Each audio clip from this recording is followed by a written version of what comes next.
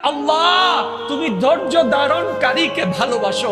একদিন যাবে আপনার কষ্ট, 2 দিনে কষ্ট আরো বাড়বে, 3 দিনে অপমান বাড়বে, 4th দিনে ঝামেলা বাড়বে, 5ম দিনে আপনার উপর টেনশন বেড়ে যাবে, 6ষ্ঠ দিনে আপনার উপর অত্যাচার বেড়ে যাবে, 7ম দিনে মানুষ আপনাকে নিয়ে হাসাহাসি করবে, 8ম দিনে আপনার উপর অত্যাচার আরো বেড়ে যাবে, 9ম দিন আপনাকে ঘর থেকে বের করে দিবে, 10ম দিন আপনার রাস্তা বন্ধ করে দিবে।